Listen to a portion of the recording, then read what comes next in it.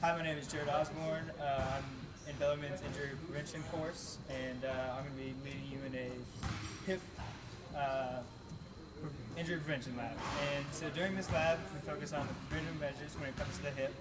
And even though the hip doesn't get injured very often because it's a very stable joint, it can still be injured in some exercise ways. So the most common hip injuries are just acute or chronic hip pain and thigh overuse. So we're going to give you some preventive measures to work against this. And the purpose of this lab was to diagnose, treat, and prevent hip injuries in athletes.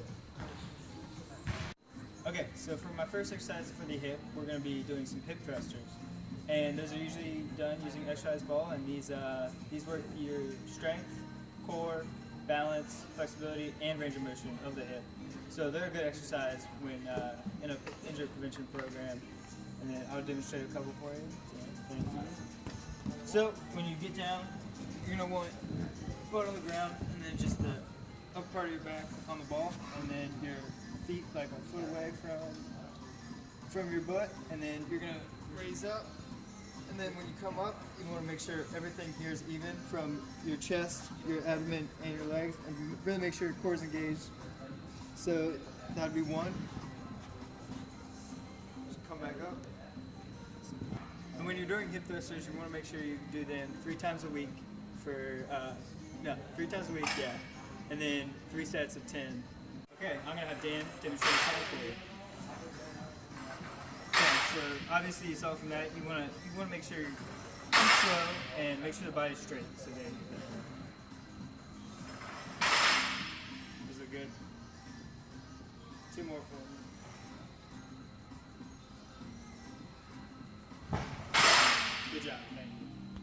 So for my second exercise, the hip, we're going to do some just bodyweight squats, and these work your core, your strength, your flexibility, range of motion, and your balance. So they're very good exercise for preventing injuries in the hip. So when you do these, you want to do them 2 to 3 times a week and 3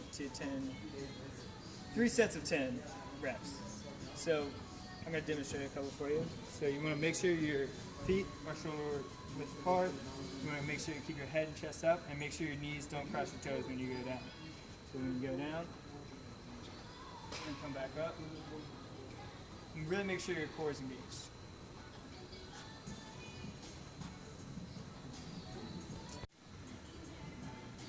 Okay, so I'm going to have Dan demonstrate a couple for you. Okay, so you really want to make sure you drop your hips back and not just your upper body. There you go. Want to keep your head and chest up. Really make sure that core is engaged. Like a core workout. Those look good. Really make sure your knees don't cross your toes. Just one more.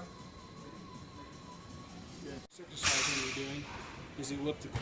This is a cardiovascular exercise that will promote cardiovascular health. We have my friend Devin here demonstrating it for you. He'll perform this for at least 20 minutes at 60 to 80% of his max heart rate. That will give him all the health benefits he needs. He needs to do this about 2 to 3 times per week. This brings the elbow, wrist, and hand into range of motion, as you can see, because he's pumping his hands back and forth. So it's important to make sure his hands are actually on the handles.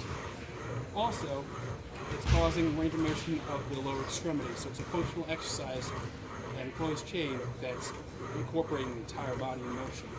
He has his knees slightly bent at all times.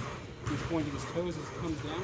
His head and chest are up. He'll do this for, once again, roughly 20 minutes as a cardiovascular exercise.